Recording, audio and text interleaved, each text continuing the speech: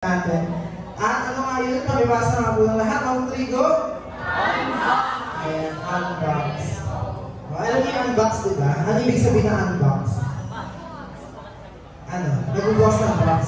Oo, parang gano'n. Nag-unwrap. Ano ang binubuksan? Anong ina-unbox? Mga parcel. Diba?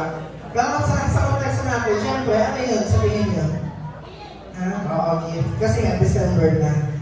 Ayan, Merry Christmas pala sa inyong lahat. At ngayong gabi po, sana totoong Merry tayo at inaanyahan ko ang lahat na tumayo.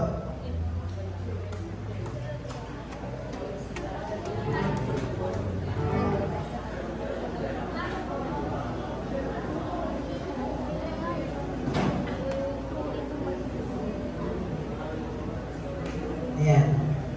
So, yung ating unang way for unbox ay pinamagana natin unboxing. Naku, nakita niyo yung post. Nakita niyo ba? Anong sabi? Unboxing ano daw? Hindi niyo alam eh. Ano? Hindi niyo alam eh. Yakal. Yakal. Na ang ibig sabihin ay, ito na, bigyan ko na kayo ng spoiler. I hope. Okay, kaya sabi dyan, discover hope, joy, and peace. So, yung hope, pag-aalam yung biblical hope ngayong gabi. At yung mga ulitin natin ay nag-revolve sa mga pangako ng Diyos. Ikaw ba may pangako yung Diyos na binigay sa'yo, na pinangahawakan mo? Amen po? Amen. So, ngayong gabi, let's just feel the presence of the Lord and start our evening with a prayer.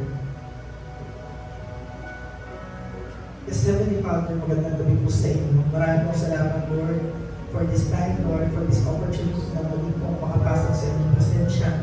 Hindi pa kinaaming awalan na maranasan po yung kabutihan mo, yung katapatan mo sa buhay mo, nabasa po sa amin.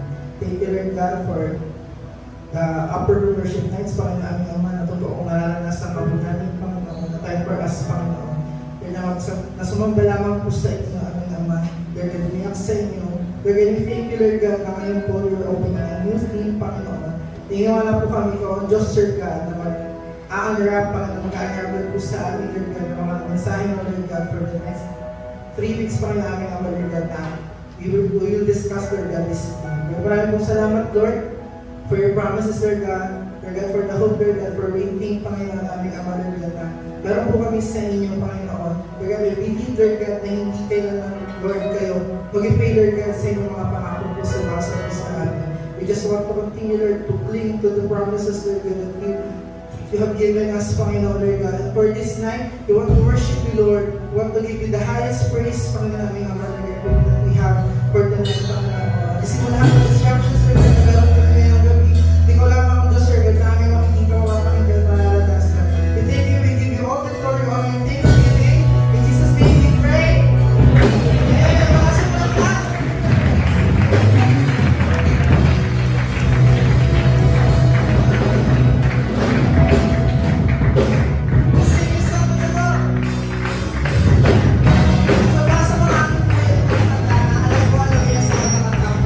Kaya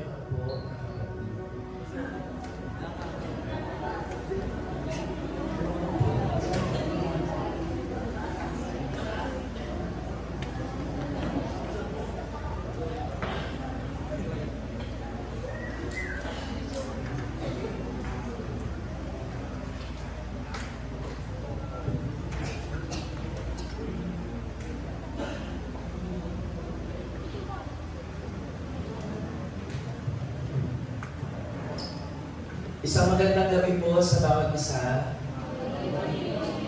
Parang lungkot nyo naman. Magandang gabi po. Ayan.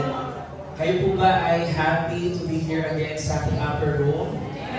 Amen. I think talagang happy and very excited yung ating mga nakababatang high school students. Mas marami lagi ng mga grade 7, grade 8. Yan, hopefully sa mga susunod na linggo ay mas marami pa tayong kabataan madala dito sa ating upper room. And ngayon pong gabi, tulad na sinabi sa atin kanina ni Kuya Ansel, ngayong buwan po ng December, dahil nga magpapasko na, amen? Ilang araw na lang ba? December 6 ngayon, so ilan na lang yun? 19 days na lang, di ba ho? 19 days to go ay magpapasko na. And syempre sa nalalapit na pagdiriwang natin ng Kapaskuhan, isa sa mga inaabangan mo natin po ay yung ating mga gifts, di ba po? Kaya kung sa gabi ito, yung ating tema ay nirelate natin sa pinakagusto ng lahat, yung magkaroon tayo ng regalo. Kaya pakibasa nga natin yung tema natin for this buong buwan ng December, unbox, di ba po? Lahat tayong pamilyar pag sinabi natin unbox, we know what that means. Pag sinabi natin unboxing, naririnig natin yung yung tawag dyan, SMR, di ba po, na pagbubukas ng mga tape, di ba, sa mga box, narinig nyo lahat yun. At excited kayo, parang listen to the ears kapag narinig nyo yung pagbubukas sa mga box. You open the boxes of your parcel kapag kayo ay may in-order sa Lazada or sa Shopee, or kayo ay may mga hinuhol na products sa TikTok man yan o kung saan man. We all get excited pagdating sa unboxing na. And even some, di ba ho, ginagawa nila for the content. Pati yung unboxing, binivideo nila yon para magbigay ng excitement sa mga audience, sa mga nanonood kung what is inside.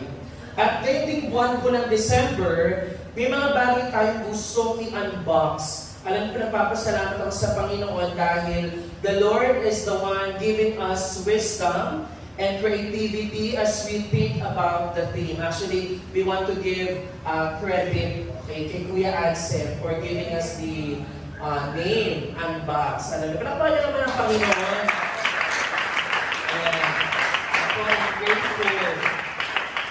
Grateful po ako dahil si Lord, kahit pa paano, nagbibigay si Lord ng mga taong nagiging katuwang natin for our youth ministry to give us that creativity. Kaya naniniwala po ako na always 2 is better than 1, 3 is better than 2. Alam niyo po, for us to come up with that team, kasama na doon yung mga design, pati kung paano magmumukhang presentable sa inyo, it's not a work of one person. Hindi naman work ng 10, but work of some few people na nagtutulong-tulungan para mag-come up ng tema na hopefully and a-appreciate ninyo guys. Amen po? Kaya sana sa susunod ng mga panahon, mas mag-invite kayo ng mga kasama ninyo dahil kahit maganda yung hinahain sa atin, pag ikilan lang yung nagsasalo-salo, medyo sad yung tingnan. Kung para sa amin, masarap na hinahain, tapos marami kayong magsasalo-salo doon, mas maganda siya sa paningin at mas marami po ang makikinabang doon sa ating pinihahanda. Kaya ngayon pong gabi na to, sa pagsisimula po natin ng ating Worship Night Series for December, na pinamagatan po natin Unbox, we want to discover kung ano po yung 3 bagay po. Kung may regalo tayong inaasam sa Kapaskuhan, ito yung 3 bagay na tingin ko pong pinakadakilang regalong matatanggap natin. Or should I say, natanggap na ng bawat isa sa pamamagitan ng Panginoong Jesucristo. Yun po yung 3 bagay na hope, joy, and peace. At gusto nating unbox or ma-discover ano yung totoong kahulugan ng mga bagay na to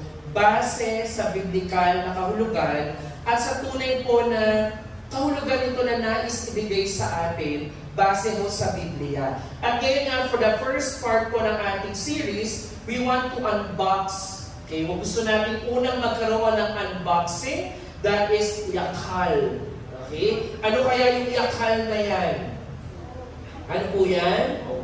Hope, tama po. We want to unbox yung yakal, which is the biblical hope. Yung kahulugan po ng tunay na pag-asa o ng hope according to the Bible. Now, before I continue po mga kapatid, gusto ko kayong tanungin, meron na po ba sa inyo na naghintay ng napakatagal for something na ay talisens ko naman siya? So, have you ever waited so long for something that you started to doubt it would ever happen?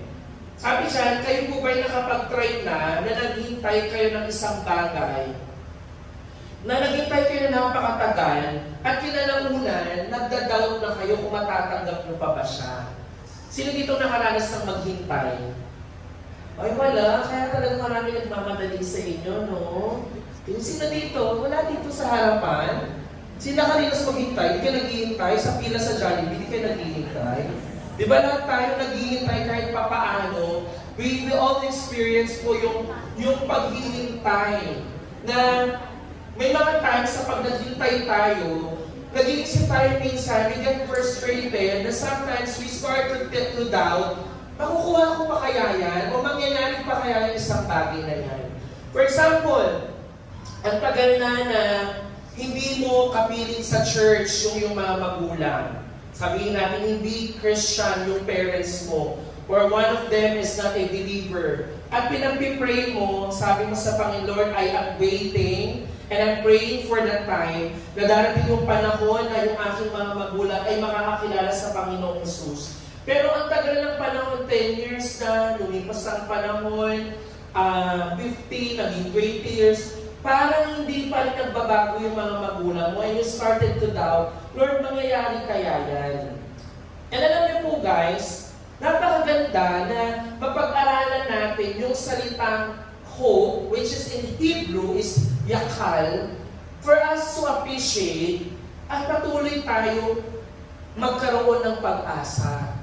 Sabihin mo nga po, hope, pag-asa, yakal. Alam niyo po, to give you a brief definition po, yung salita pong yakal, that is a Hebrew term. Ayan, yan po ay Hebrew term. Kung nakabasa kayo ng Hebrew, yan po yung Hebrew na sa pangatlong line niya. And basically, ang kahulugan po ng Hebrew term na yakal is to wait o maghintay. Sabihin mo nga, maghintay. Ayan. Yung paghihintay po kasi, madali o mahirap? Mahirap maghintay.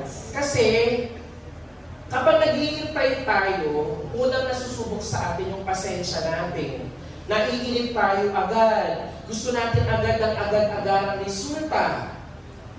Pero ngayon po, pag sinabi natin hope in the Bible, nagkakaroon tayo ng tunay na hope o ng yakal because it is built, sabi mo dito, tingnan nyo kung mabuti, it is built on the unshakable foundation of God's promises.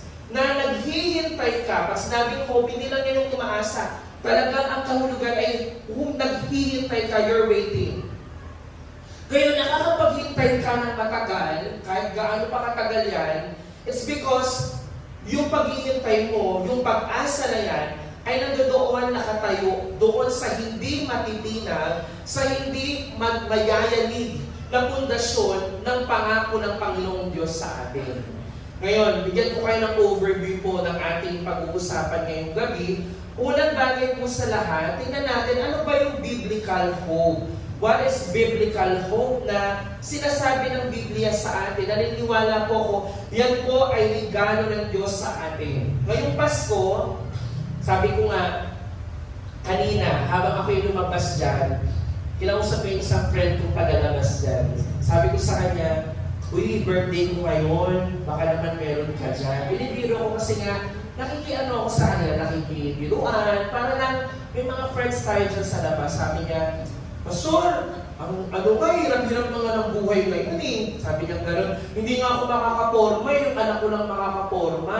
Sabi ko sa kanya, kung ka papoporma, hindi na uso sa akin yung poporma. Sabi ko, birthday ko nga ngayon, hindi naman ako nag-ano ng celebration. Kasi habang tumatanda ka, iba na yung nagiging design ng heart mo eh.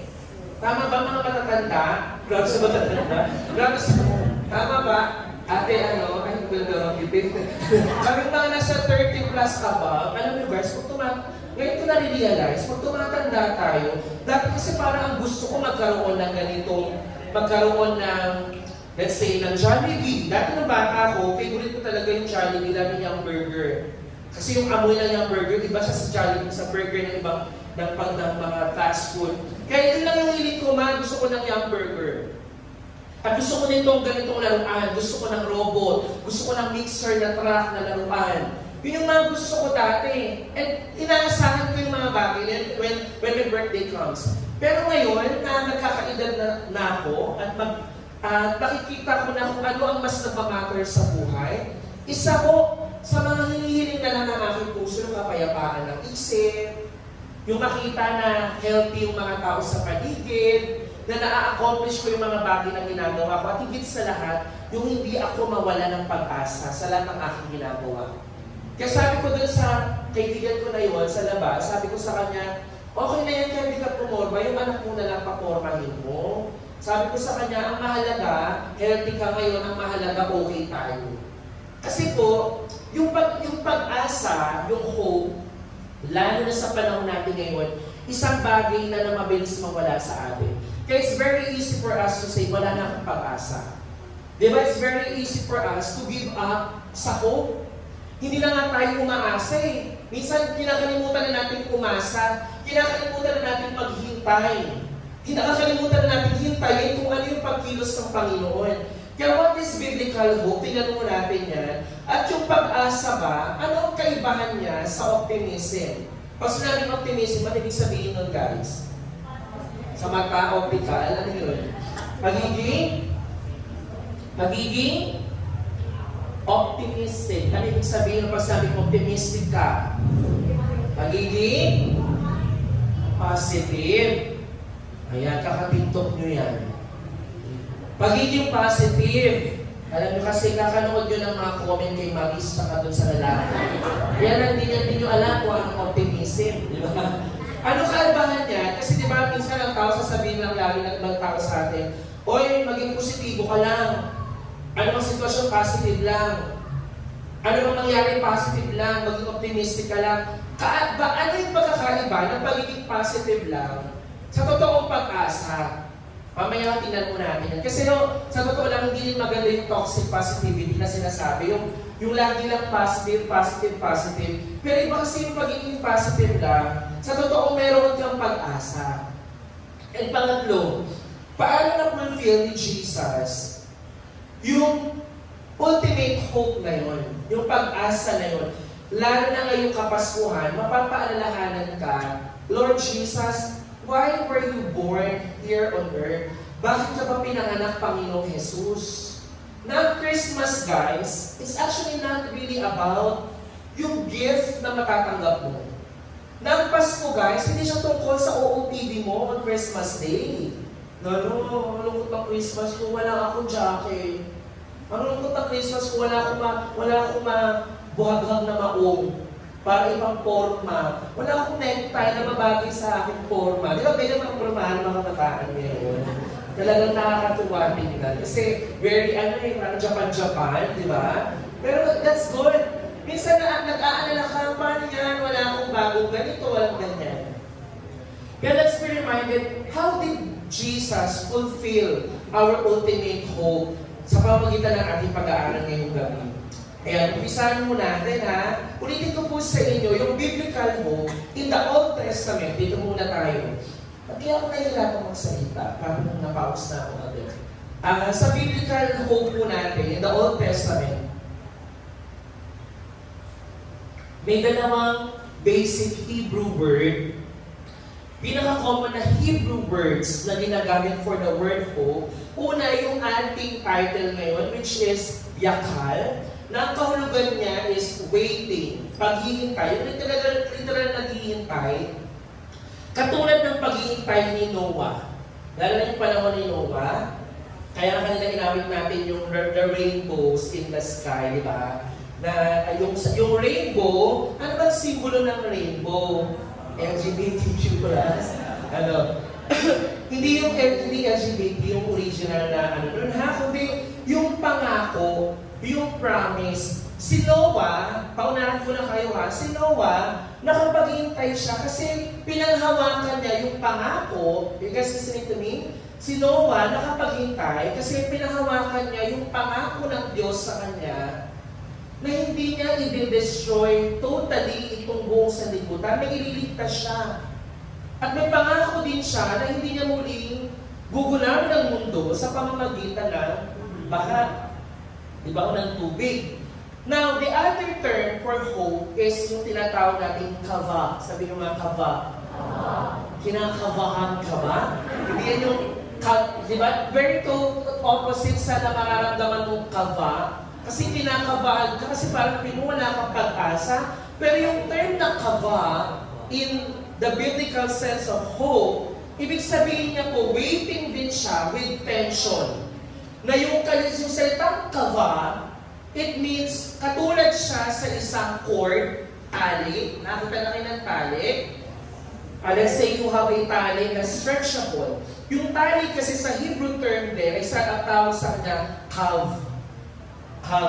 Kaya pag sabing kava, it means waiting na may tension na pag hinila mo yung tali in both ends, diba? Pag hinila mo, hilahin mo ng hilahin, anong mangyayari sa tali?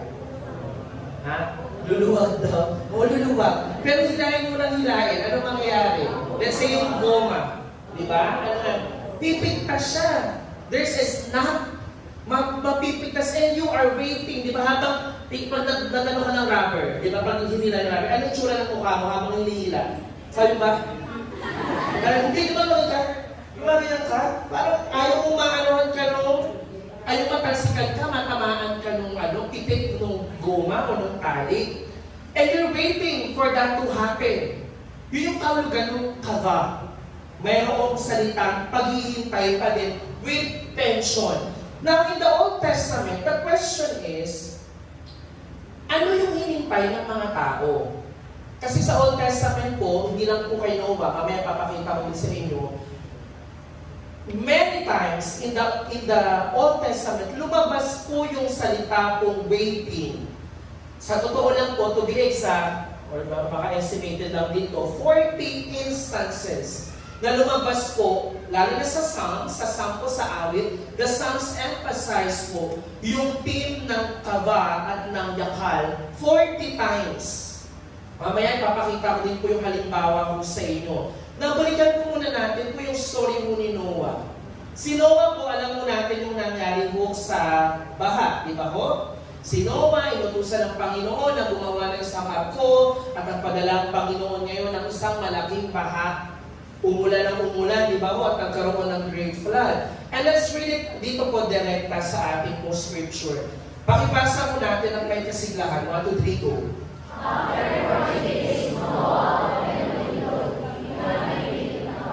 And sent out a raven, and it kept flying back and forth until the water had dried up from the earth. Then it sent out a dove to see if the water had receded from the surface of the ground.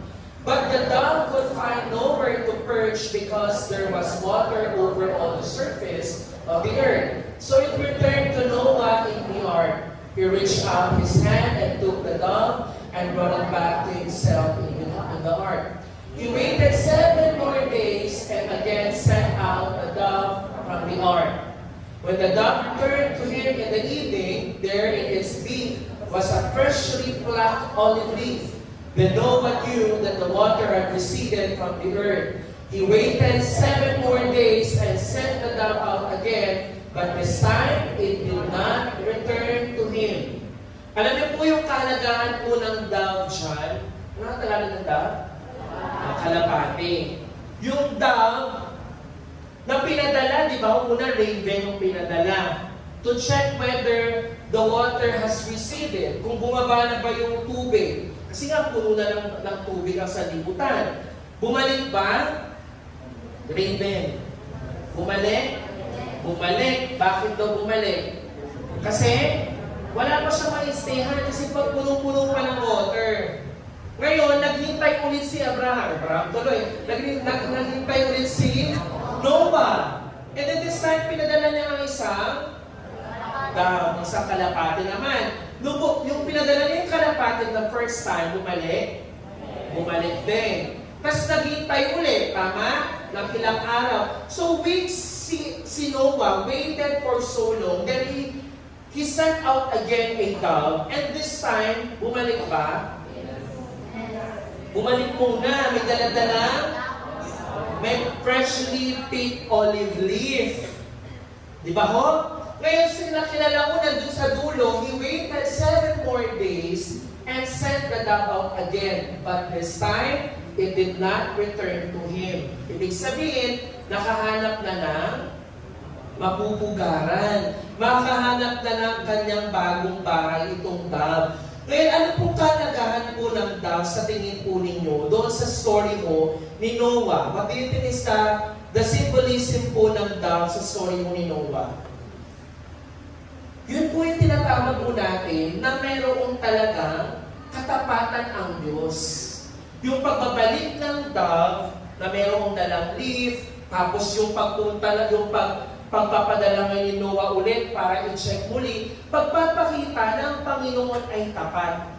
Kaya si Noah nakapaghintay ng ilang araw, paghintay ulit ng ilang bago pang linggo, ay dahil naniniwala si Noah doon sa katapatan ng Panginoon. He is trusting the faithfulness of God. Kaya ang ating din pong pagtitiwala sa Panginoon, yung ating paghihintay din, naghihintay tayo hindi dahil po sa sitwasyon na ating nakikita, kundi sa pangakong pinangahawakan natin sa Panginoon.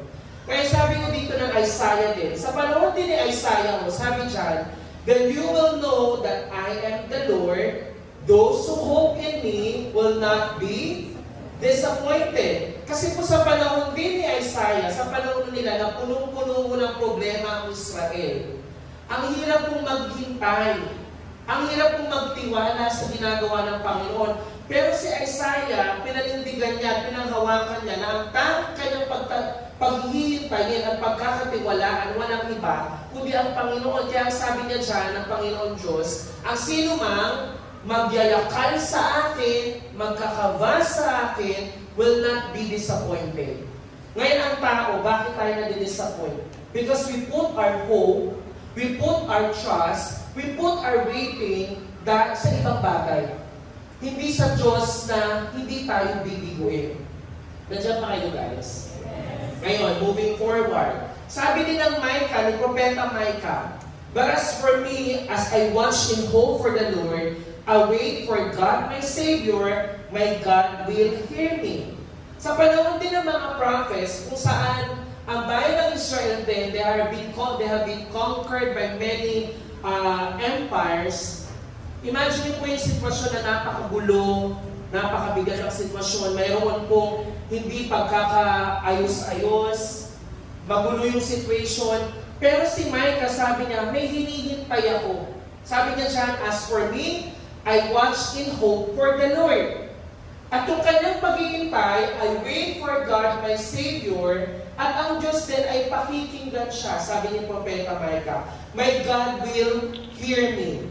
Kaya sabihin ko po ulit sa inyo na even sa Psalms po, yung sa Psalm, sa awit, ine-emphasize mo yung tema na to, na meron po 40 instances ng yakal at ng kaba. For example na lang po sa Psalm 130, sabi sa Psalm 130, sa gitna ng paghihirap, kay Yahweh ay dumalangin. Panginoon, ako'y dinggin kapag ako'y tumataghoy. Dinggin mo ang pagtawag ko at paghingi ng iyong tulong. Kung ikaw ay may talaan itong aming kasalanan, lahat kami ay tatanggap ng hatol mo na kalaan. Sumunod. Sabi dyan, ngunit iyong pinatawad, kasalanan ay nilimot, pinatawad mo nga kami upang sa iyo ay matakot. Ngayon sa verse 5, anong sabi sa verse 5? Sabik ako naghihintay o Yahweh, sa iyong tugon, pagkat ako'y may tiwala sa pangako mo, pagtulong. Nakita niyo po doon? And sabi dyan, yaring aking pananabik, Panginoon, ay higit pa sa bantay na naghihintay ng pagsapit ng umaga. Magtiwala ka, Israel, magtiwala ka kay Yahweh, matatag at di kukupas ang pag-ibig ng dulot. Lagi siyang nakahandang sa sino man ay tumubos. Ililigtas ang Israel, bansang kanyang minamahal, ililigtas niya sila sa kanilang kasalanan.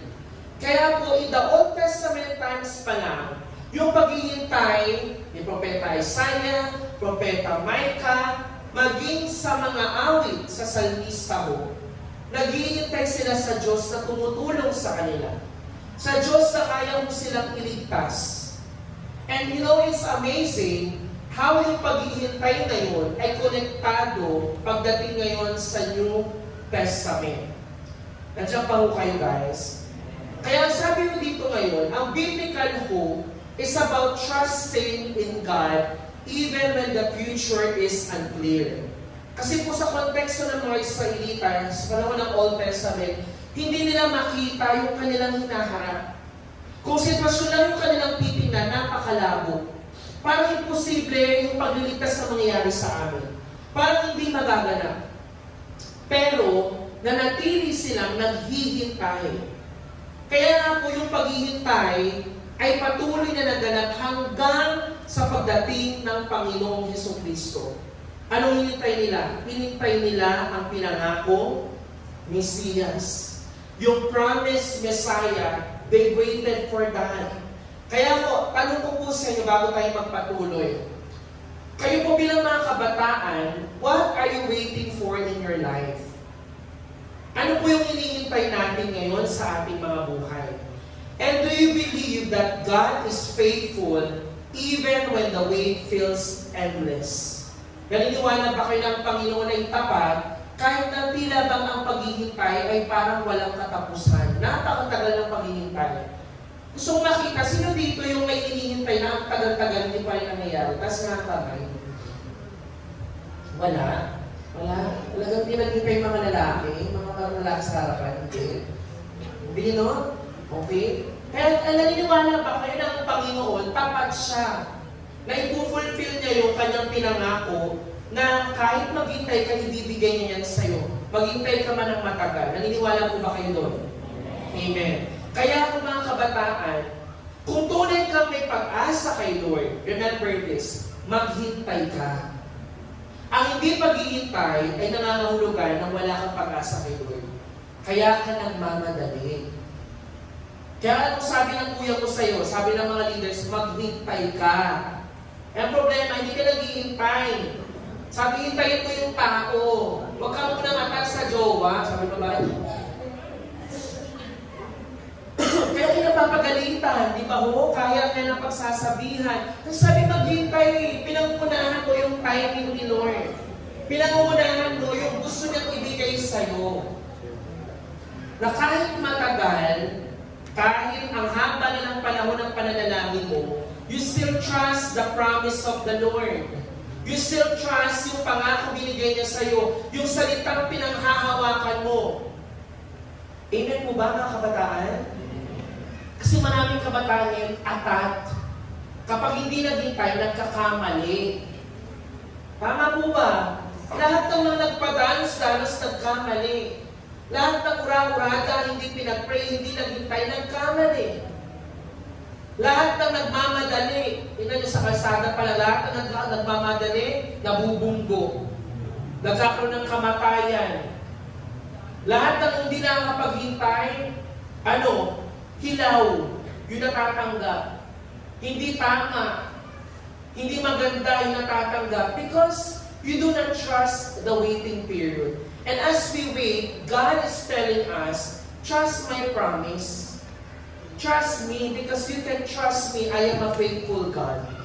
Kaya punta tayo sa pangalawang bahagi ngayon. Anong kaibahan ngayon ng biblical hope versus yung tinatawag natin optimism? Yung pagiging positibo lang. Sabi ng tao sa'yo, maghintay ka, maging positive ka lang. Alam niyo po, yung optimism, una sa lahat, nakadepende po siya sa sitwasyon. It depends on the circumstances improving. Pag nakita mo yung bagay, let's say, kaya ka nagiging positive, nakita mo, yung nanay ko, hindi na nagmura kahapon. Nag-improve. Naging positive ka ngayon. Ba't ganun? Nagiging magaling na ako sa math. Kagahapon, marunong na ako mag 5 times 7. Marunong na ako mag-divide.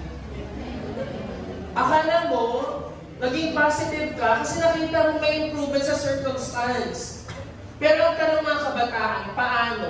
Kapag mamaya, narinig mo pa rin yung nanay mong nagmura. Mamaya pag uwi mo, narinig mo pa rin nag-aaway yung parents mo. Wala na yung optimism mo. Kasi yung optimism, nakadepende sa circumstances na nag-i-improve. Pag hindi nag-improve yan, magiging pessimistic ka ngayon, nagiging negatibo ka. Pero guys, yung totoong biblical na hope, it is not dependent sa circumstance. Ulitin ko po yun. Hindi po siya nakadepende sa pagkakataon, sa sitwasyon o pangyayari, kundi doon sa character at sa pangako ng Panginoon. Amen po ba? At alam niyo po, magkakaroon tayo ng pag-asa at tunay na pag-iintay because we believe that God ay hindi tulad ng tao na pabago-bago ng isip. Ang Diyos ay hindi mo nabibigo sa kanya pong mga pangako po sa atin. Kaya nga, sabi din ng salmista, sabik ako naghihintay. Sabi niya dyan, sabik akong nagkakaba at nagyayakal, O Yahweh, sa iyong tugon. Pagkat ako may tiwala sa pangako mong pagtulong. Nagtitiwala pa rin siya kasi kahit ano man ang sitwasyon na sa harapan niya, may pagbabago man o wala, I believe that the Lord, His character, ay worthy at enough na para ako'y maghintay. Nandiyan pa ho kayo? Na nakakapaghintay ka kasi pinangangakan mo yung character ni Lord that He is good, He is faithful, at kailanman hindi ka niya iiwanan. Magbago man ang sitwasyon. O let's say, pangit pa rin yung sitwasyon na kinaroroonan mo. Wala nang pagbabagong mabuti nakikita mo, pero ang tanong sa atin, tulad ng salmista, makakapaghintay ka pa ba? Will you still hope in the Lord? Ngayon, in the book of Hosea din. Sa Hosea din, kung saan ang panahon ay kinumpara niya na the valley of Achor. Sabi mo dyan, yung valley ng kadiliman. Yung sitwasyon, napakadilim. Pero ano sabi ng Hosea? Sabi niya dyan, there I will give her back her vineyards and will make the valley of Achor a door of hope. Alam niyo po, sa paghihintay sa Panginoon, yung valley ng kadiliman, yung valley ng kahirapan, you can turn into a door of hope. Kasi alam mo na si Lord ang may kontrol ng sitwasyon. Na alam mo na sa gitna ng kadiliman, mga kabataan, sa gitna ng kadiliman, pwede kang umasa sa Diyos na kayang i-turn yung situation to something good. Sabi dito, there she will respond as in the days of her youth, as in the days she came up out of Egypt. Na kaya mo bang napiling naghihintay kasi nagtitiwala ka ngayon sa pangako. Binabalikan mo yung katapatan ni Lord. Alam niyo mga kapatid, mga kabataan, you can wait in the Lord kapag tinignan mo yung kanyang katapatan in the past. For you to be able to wait for the future, you need to recall His faithfulness in the past. Kaya sa mga Israelita din, paano sila nakakapag-move on na nakakapagpatuloy? Pinapalahanan sila, I am the Lord your God who brought you out of Egypt, who provided for you. Kasusunod niyo po yun, napapalahanan sila lagi, ako yung Diyos na tapat sa inyo, inalis ko kayo mula sa pagkakaalipin sa Egypto, dinala ko man kayo sa ilang, naranasan nyo lahat ng paghihirap, pero ako din yung Diyos na provide sa inyo. Kaya mga kabataan, mga kapatid, para tayo patuloy na makapag-hope, makapaghintay sa Panginoon, balikan mo yung Diyos na naging tapat sa iyo sa nakaraan. Nandiyan pa ho kayo? Kasi pag binalikan mo si Lord, yung katapatan niya sa iyo in the past, masasabi mo rin kung siya ay naging tapat sa akin in the past, siya din yung Lord na pwede kong pagkatiwalaan. I can put my hope in Him. I can wait for the Lord kasi siya din yung Diyos na magiging tapat sa akin sa hinaharap. Amen po?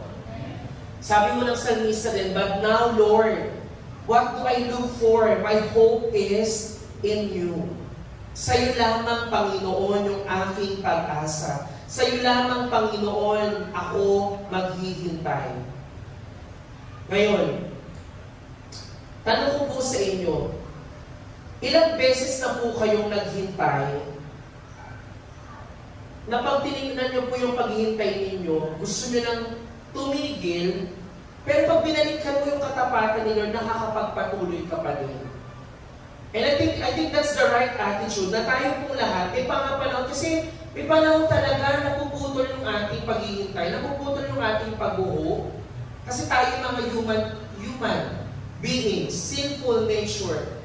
Mabilis tayong mag-iba. Pero pag binalikan natin yung katapatan ng Panginoon sa atin, nakakapagpatuloy ka ngayon na umasa. Nakakapagpatuloy ka ngayon na magtiwala at maghintay lamang sa Panginoon. Na para po yan, ating pong mga tinatanim. Di ba? O yung mga seeds na tinatanim mo natin, pag nagtanim ka ba, nakikita mo agad yung bunga? Hindi. Nakita mo agad na meron na siyang bunga, may pulo na, meron ng tangkay? Hindi. Alam mo na habang nagtatanim ka, kailangan mo maghintay, kailangan mo daanan lahat ng proseso, kailangan mo tanggapin na dadaan yan sa iba't ibang uri ng panahon, iba't ibang uri ng hangin, iba't ibang uri ng lakas ng araw, ng sinag ng araw. Pero naniniwala ka na darating ang panahon sa paghihintay mo, magkakaroon niya ng bunga. Amen po ba? Now the question to us is, are you trusting in circumstances or in God's character? Kasi minsan, nagtitiwala tayo doon sa sitwasyon, hindi sa character ng Panginoon. And for our last point, mga kapatid, ang Panginoong Jesus ngayon, ang siyang naging fulfillment ng pag-asa, ng hope. In the New Testament po, mga kapatid, kung sa Old Testament, meron tayong yakal at kava.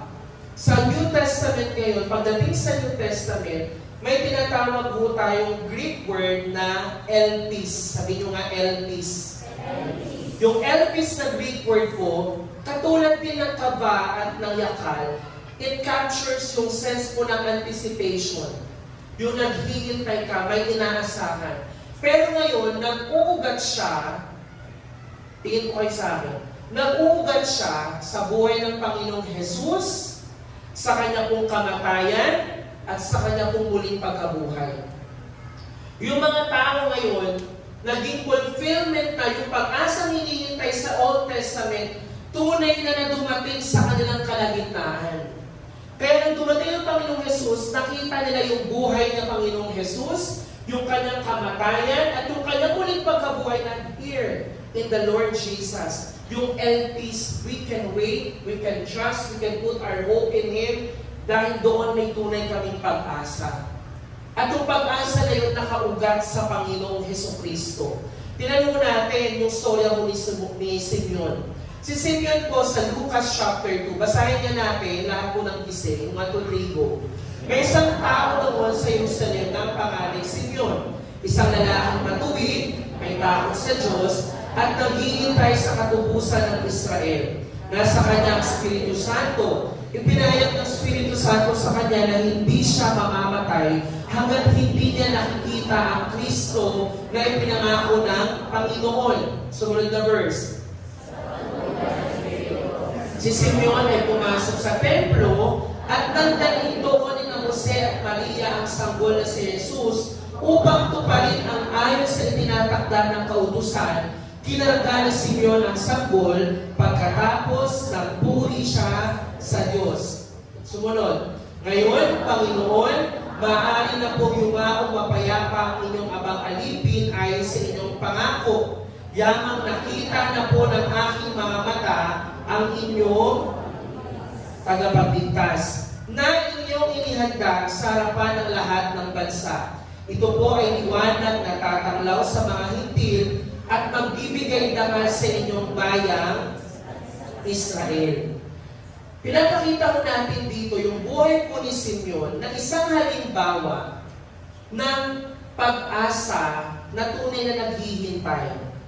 Na following po ng 40 days of waiting, si Mary and Joseph po, dinala na si Jesus to the temple para po magkaroon ng tinatawag natin purification ni Mary at yung dedication ni Jesus na sinusunod nila sa Levitical law. Kailangan i-dedicate yung bata. Kaya si Simeon po, guided by the Holy Spirit, naghintay po siya doon sa pinangakong Messiah, noon pa man in the Old Testament. Ngayon nakita na niya si Jesus, when he saw the child Jesus, na-recognize niya mismo na itong Panginoong Jesus na to, siya yung fulfillment ng pangako ng Panginoong Diyos. At kung nakita niya, anong sabi, laking tuwa at kagalakan ni Simeon, na parang nagkaroon siya ng relief at tunay na assurance ng kaligtasan na dumating na sa Israel at sa lahat po ng sangkatauhan, sa lahat ng tao.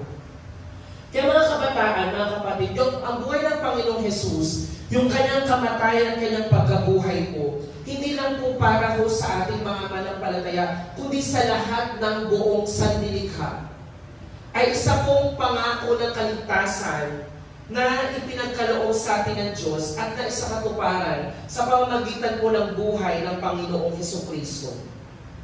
Nandiyan pa po kayo?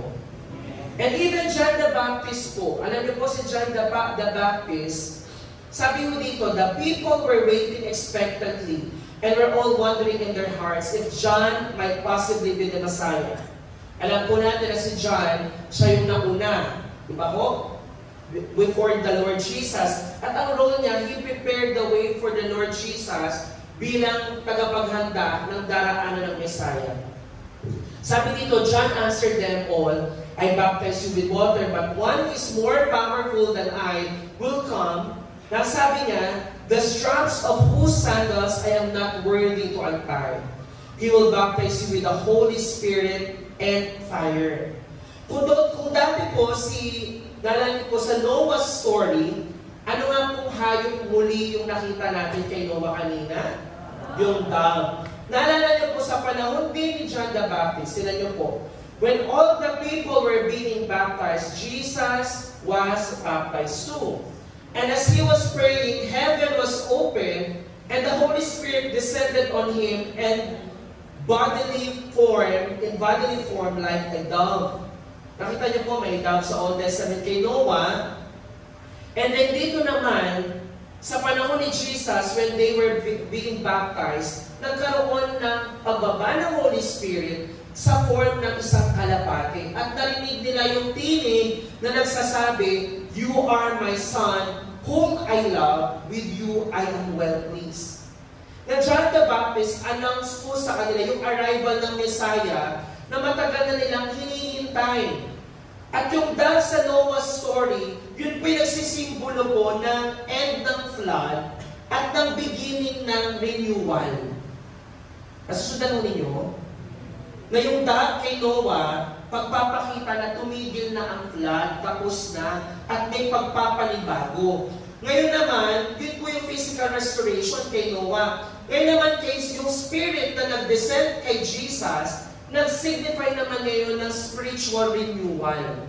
At yung inauguration, kumbaga pagbubukas ng kaharian ng Diyos. Kasi ang Panginoong Jesus naririyan na. At binigyan ng confirmation, sabi mismo ng tinig, the God the Father, You are my Son, whom I love.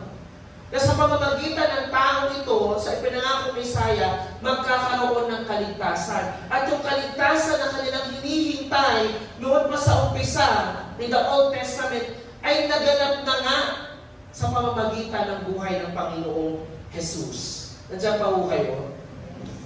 Kaya ganun din po, sabi ko sa 1 Peter, Praise be to the God and Father of our Lord Jesus Christ. In His great mercy, He has given us new birth into a living hope through the resurrection of Jesus Christ from the dead. Sinabi din ho dito ni Peter calls our living hope.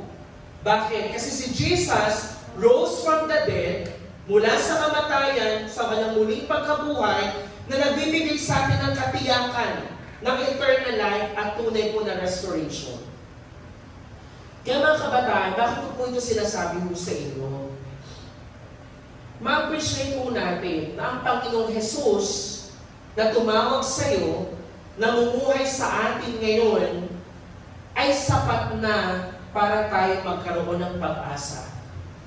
Amen? Amen. Kaya sabi ka sa ating ginawin, Lord, your grace is enough. Sabi nga doon, Lord, remember your people, remember your promise, remember your children. Bakit? Kasi si Lord, tapat siya sa kanyang mga anak. Tapat siya sa kanyang pangako. Kaya siya naging tapat, binigay niya ang Panginoong Jesus sa atin. At namumuhay sa iyo. Ngayon, bakit ang tao nawawala ng pag-asa? Kasi nakakalimutan niyo that the Lord Jesus Christ living in you is a living hope. Binibigyan tayo ng assurance ng restored relationship kay Lord. Binibigyan tayo ng assurance na binago na niya ang lahat. Kaya ang Panginoong Jesus po, siya yung pinakabatong kanlungan. Siya yung cornerstone ng lahat ng biblical hope. Na binibigyan tayo ngayon ng ability to look back dun sa katapatan niya sa atin for us to look forward sa kanyang future promises. Pag tinignan mo si Lord, ganito yung masasabi mo eh. Si Lord from the Old Testament, tinupad niya yung pangako ng pagdating ng Messiah. At naniniwala din tayo, may hope tayo, living hope. Sabihin nyo nga, living hope. Living hope na sa hinaharap din ang Panginoong Jesus ang ating patuloy na kasama. Amen? Amen. Kaya sabihin mo sa katabi mo, sa ating malapit na pagtatapos, sabihin mo, sabi ko sa tabi mo sa lahat na pagtatapos, patuloy kang umasa. Hindi umasa sa Kanya, ha? Dahil mga kabataan ngayon, uso sa mga nakita ko, hindi kasi naghintay eh. Alam nyo, ay hinihintay ko kasi tao. Hindi hinihintay ang Diyos. Kaya gusto natin mangyari ngayon, you live out yung yakal ngayon. From the Old Testament of waiting sa Lord, sa Kanyang kaligtasan, sa patuloy na pagtitiwala sa pangako niya, hanggang sa pagdating ng Panginoong Hesukristo. Ngayon, we can live out our yakal. Yung pagtitiwala, yung pag-asa. Paano? Bigyan ko po kayo ng tip para kung kayo magkaroon ng pag-asa. Una, you pray with expectation. Sabihin nyo, pray with expectation. Ano ibig sabihin? You trust God sa lahat ng struggle mo and desires. Nag-expect ka kay Lord, naniniwala ako, Panginoon, sa aking pananalangin, Ikaw ang Diyos na kasama ko sa aking struggle. Ikaw ang Diyos na pagkakatiwalaan ko sa lahat ng dinidesire ng aking puso. And pangalawa ko, we wait actively. Sabihin nyo nga, wait actively. Wait actively. Napapamuhay natin yung totoong pagtitiwala at paghihintay kay Lord. Na katulad po ni Noah, yun siya po yung nag-build ng ark. Si Lord, tayo din lahat, we will prepare for what God is doing. Even while we wait. Alam niyo po, habang nasa waiting period tayo, tingnan kayo sa akin, alam niyo bakit tayo naiinip sa ating waiting period? Hindi mo tinitingnan yung pagkilos, Lord, habang nag-wait ka. Tinitingnan mo lang yung tagal-tagal naman ng paghihintay ko. Pero di mo nakikita, habang naghihintay ka, si Lord pala binabago yung puso mo. Habang naghihintay ka, mas pinapatatag pala ni Lord yung sarili mo. Mas hinahanda ka pa pala ng Panginoon for you to accomplish His mission. Katulad din ni Noah, na naghintay siya. Pero after niya naghintay, may pangako.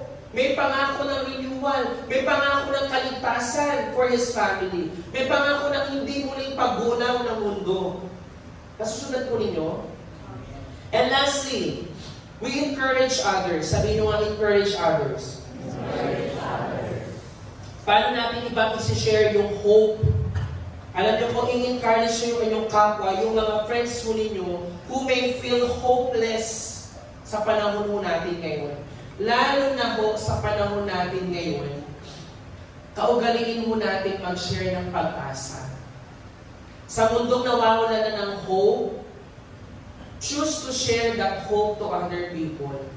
Huwag na tayong maging source ng negativity at ikabababa ng ating kapwa. Ngayon ang tanong mo sa atin mga kabataan, anong area ng life natin na kailangan nating pagkatiwalaan pa si Lord ng mas higit pa? What area of our life do we need to trust God more? Na bakit kaya ako hindi nakakapaghintay? Bakit kaya ako nawawala ng pag-asa dyan? Baka kasi sa area na to, ako pa rin yung nasusunod. Sa area na to, diskarte ko pa rin ang aking inuuna. Sa gabi pong ito mga kabataan, tingin kayo sa akin. Huwag sanang mawala ng saysay yung unang parte ng ating unboxing patungkol sa pag-asa. Na maraming sa atin sa panahon na to, maraming nawawala na ng pag-asa. Nawawala ng pag-asa sa sarili, nawawala ng pag-asa sa magulang, nawawala na ng pag-asa na magpatuloy sa buhay. Maybe you are feeling hopeless. But let's be reminded that our hope hindi nakabase sa circumstance. Kasi ang sakit ng life na kapag ang pag-asa natin nakabase lang sa nakikita natin. Kasi kung sa nakikita lang, napaka-hopeless ka ng mga nawala ng bahay sa last na sulong. Wala kang bahay eh. You're back to zero again. Magpapasko. Ang hopeless. Yung salita ng mga tao, magpapasko pa naman. Ganun yung naranasan. If I were going to look at the situation, it's so hopeless. Pag nakita mo yung magulang mo na, ba't non-stop sila sa pag-aaway? Bakit parang hindi nagbabago? Pinag-pray ko naman. Pag tinignan mo din yung situation, pag tumingin ka sa tao, Lord, bakit ang hirap mag-serve ngayon? Parang wala nang pag-asa. Parang pinag-pray namin ng matagal itong panahon na ito. Lord, bakit ganun pa din mo nararanasan? Sa church namin, sa ministry namin. Pag tumingin lang din sa situation, Lord, bakit yung mga kabataan namin, ninis yung workers na, pero bakit parang walang improvement? Anong sabi ng Panginoon sa atin ngayong gabi? Yung true hope, yakal, and kava, it doesn't depend on the situation and circumstance. But who the Lord is, His character, His faithfulness, His promises that are true to us. Kaya sa gabi ito mga kapatid, may we all find hope, not on the situation in front of us. Kasi baka mamaya pag-uwi mo sa bahay, hopeless pa rin. Pag tinignan mo yung katabi mo, mawawalan ka pa rin ng pag-asa. Ano ba yan? Pagmumukhang yan? Ano ba yan? Ugaling yan? Pag tumingin ka sa pastor mo, ba't naman gano'n? Pag tumingin ka sa leader mo, ba't ganyan si kuya? Ba't ganyan si ate? Pero pag tumingin ka kay Lord, pag tumingin ka sa kanyang salita, tumingin ka sa kanyang pangako, tunay nga na makakapaghintay ka. Tunay nga na magkakaroon ka ng pag-asa. Can I invite everyone to stand up? And as our worship team lead us again in worship, can we all grab this time, mga kabataan, to really grasp this opportunity po na mag-usap ka sa Lord sa oras na ito. Na, Lord, bigyan mo ako ng tunay na paghihintay. Yung tunay na hope. Yung yakal, yung kava, Panginoon. Na, Lord, I really just want to trust you, God. Kung paano ka kumikilos sa buhay ko, hindi man sa pamamagitan ng mga physical or outward evidences na nakikita ko. But Lord, allow me, sabi mo sa Panginoon, allow me to look at you, Lord. Your character, who you are, Lord Jesus, in my life. And Panginoon, pagbabalikan ko yung buong 2024. Napakarami nangyari. Sabi nga ng ilan, Lord, napakalupit ng taong 2024. And for some of you here, especially those who have been through a lot ngayong taong 2024, pwede mo masabi, Lord, napakalupit ng taong 2024 sa buhay namin. But do not look at what happened throughout the year. But look at the God who's been faithful to you from January hanggang sa panahon na to, hanggang sa araw na to, December 6, 2024. Sa ilang araw na natitira sa taong 2024, pwede natin masabi, Lord, hindi ito dahil sa akin. Lord, hindi ko kakayanin na magpatuloy hanggang sa oras na ito kung sa sarili ko lang, kung hindi ako naghintay, kung hindi ako umasa sa iyo, Panginoon, kung hindi kayo ang sumama sa akin. That's why, Lord, we want to trust you, Lord. Sa gabing ito po, sa ating pagpapatuloy habang umaawit tayo, maging totoo sa atin itong awitin na ito, Lord. And Lord, I seek you, Lord, and you talk to us, you speak to us, and you give us hope so that we can trust you once more, Panginoon. Sa oras na ito, mga kabataan, I invite everyone to just be in the spirit of prayer. Kung paari mo, huwag mo na mag-CR, huwag mo na mag-inom ng punta sa likod. I-grab mo ito, itong ilang minuto na ito. Kung nawawalan ka na ng pag-asa, i-grab mo itong time na ito na muli mong i-restore your hope in the Lord. Sige po, kami tayo sa Panginoon.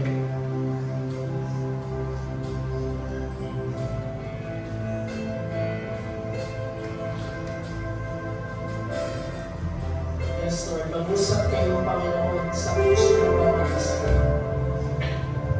Hallelujah, Jesus. Jesus is love. He's been my foreman in the fire, time after time. Holy Spirit, wash in His blood, and what He did for me on Calvary is more than enough. So I trust in God, my Savior. Who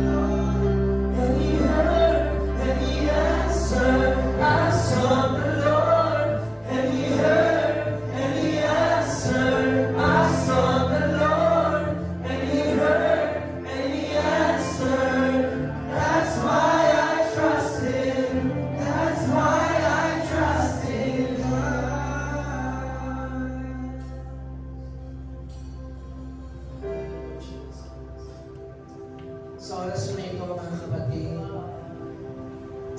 Let's just continue to dwell in the presence of the Lord. Tulad ng ating inawit. Lord, we sought you. And you heard us, O Lord, and you answered. Mga kabataan, sa oras na ito, maaaring pagbalikan lang natin ang katapatan ng Panginoon. Kung paano siyang nag-usap sa iyo, kung paano mo siya hinanap. And you found Him, you sought the Lord, He answered your prayer, He spoke to you, nag-usap siya sa iyo. And I believe we can trust the Lord dahil sa kanyang pag-uusap sa atin, dahil sa kanyang katapatan. Sa oras na ito, magpasalamat namin tayo sa Panginoon. Balikan natin ang katapatan ng Panginoon, yung kanyang kabutihan, kung paano siya naging tapat sa kanyang pangako, kung paano siyang Diyos na hindi tayo biligo sa anumang pangako binigay niya sa atin. Pasalamatan naman natin ang Panginoon sa oras na ito. Let's fill this place with thanksgiving. Let's bless this place, fill this place with adoration to our Lord. Praise faithfulness. Hallelujah, Jesus. Salamat, Panginoon. Hallelujah, Jesus. Salamat, Panginoon. Panginoon.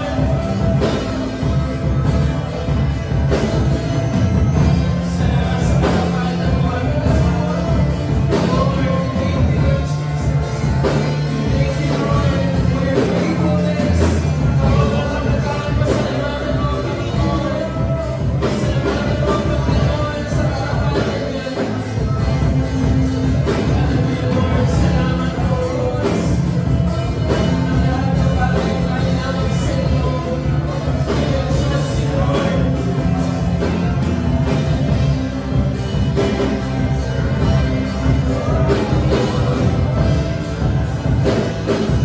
Salamat po ang Panginoon. Pupuri ka, Diyos. Nasasalamatan ka, Panginoon. Hallelujah, Lord God. Salamat po. Thank you, Lord. Thank you, Lord. Wala kang pagpasasalamat, Panginoon, sa inyo, Diyos. Salamat po, Panginoon. Hallelujah, Lord Jesus. Salamat po, Lord. Lord, salamat, Panginoon. Salamat, Panginoon. Salamat, Diyos. Salamat po. You are faithful, Lord God. You are a faithful one. You never change, Lord God. Salamat po, Panginoon. I sought the Lord, and He heard, and He answered. I sought the Lord, and He heard, and He answered. I sought the Lord, and He heard, and He answered. That's why I trust Him. That's why I trust Him. I sought the Lord, and He heard, and He answered. I sought the Lord, and He heard, and He answered. I sought the Lord, and He heard, and He answered. That's why I trust Him. That's why I trust Him. This time, mga kabataan, tulad ng tinanong ko sa inyo kanina, anong area ba ng buhay mo ngayon? At tinatawag ka ni Lord na mas lalo mo siyang pagkatiwalaan. What area in your life right now do you need to trust the Lord more? Is it in your family? Sa iyong pag-aaral? Sa trabaho ba? Sa ministry ba? Yung personal struggle mo ba? Why don't we lift up to the Lord and just confess to the Lord, Lord, I'm lacking trust sa inyo sa area na to. Lord, nagdududa ako sa inyo sa area na to. Lord, nagdududa ako every time na makikita kong sitwasyon ng pamilya namin. Lord, nagdududa ako every time I look at the situation of myself. Lord, nagdududa ako sa inyo every time I look at the situation of our ministry, the situation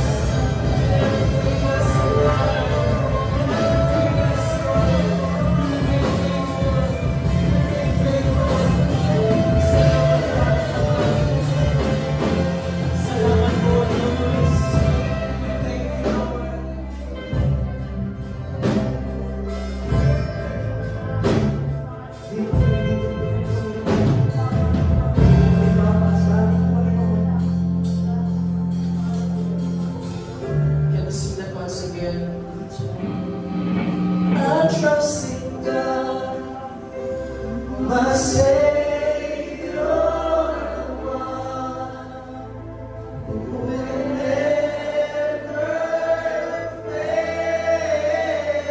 will never fail over time. He will never fail. I trust in God, my Savior, the one who will never fail. He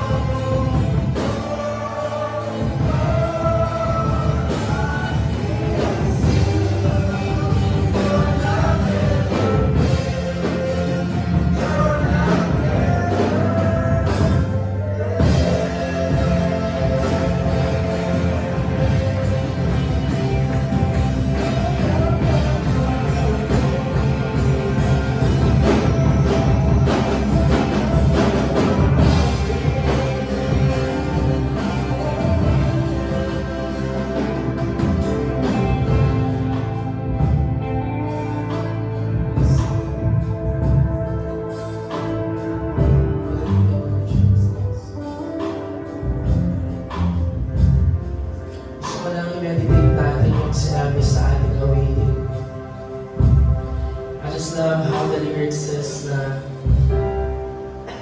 praise in the morning, praise in the evening, praise when I'm laughing, praise when I'm grieving. You know, these lyrics remind us na minsan yung mga pagkakataon sa buhay natin that it's so hard to praise the Lord. It's just so hard to worship Him and to trust Him. Especially when everything else around us fails. Napakahirap maging totoo sa atin yun. To praise the Lord,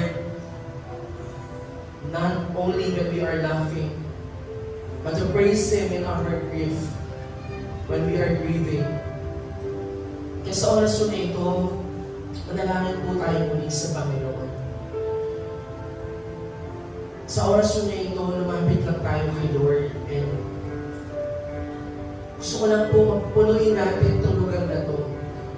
Nagpapapasalamat kay Lord na sa mga panahon na napakahirap mag-praise kay Lord. Sa mga panahon that it is so hard to praise Him, because of His faithfulness, we can praise Him in the morning, in the evening. We can praise Him not just when we are laughing, but even when we are grieving. I believe we can praise Him because tulad ng ating inaawit, our God never fails. Mag-fail man ang mga tao sa paligid mo, even the closest people around you can fail you. Even your parents can fail you. Even our pastors can fail us. Even this church can fail us. But our God never fails. That's why we can trust Him. That's why we can put our hope in Him. Sa oras na ito, mga kapatid, gusto ko lamang po na pasalamatan natin si Lord. Alam niyo po, matatapos ang taong 2024, na pag binalikan mo, napakarami nating failure. Sa paningin ng tao, napakarami nating failure. Napakarami nating moments na bagsak tayo. Maraming beses tayong pinanghinaan ng loob. May mga panahon na gusto natin mag-give up. There were times that we are so hopeless. But we just want to thank the Lord. Pwede ba natin pasalamatan si Lord sa oras na ito that God has brought us this far? It's because of His unfailing love. Lord, you never fail us. Come on, mga kapatid. Pasalamatan mo, Panginoon. Let's fill this place with thanksgiving to the Lord. Our God never fails. Our God never fails. When everything else fails around us, the Lord never fails. Salamat, Panginoon, we can trust You.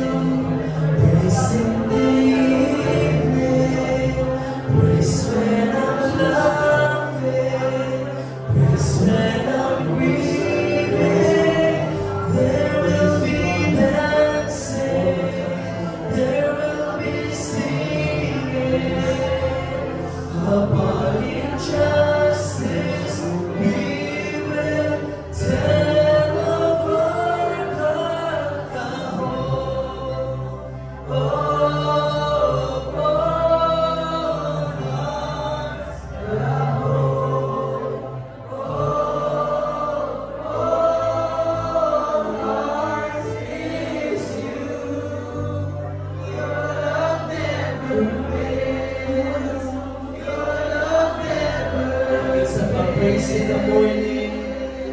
Let's just meditate on these words. Praise in the morning, praise in the evening, praise when I'm laughing, praise when I'm grieving. There will be dancing, there will be singing. Upon injustice, we will tell of our God.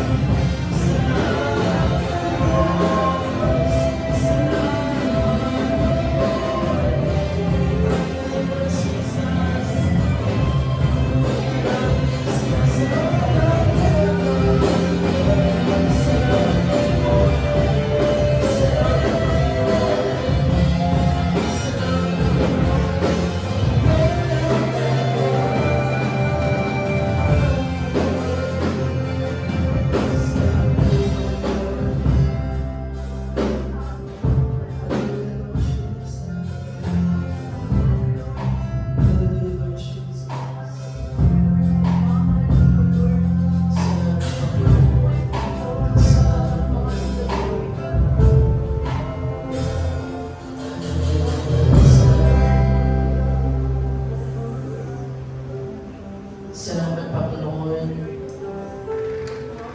Lord, thank you, Father God, for giving us another opportunity na kami, Panginoon, ay binigyan mo ng panibago pong pag-aaralan dito sa aming upper room worship night. Salamat, Lord, for your wisdom. And Lord, tunay po, Panginoon, sa nalalapit po na Kapaskuhan. Lord, this Advent season, O God,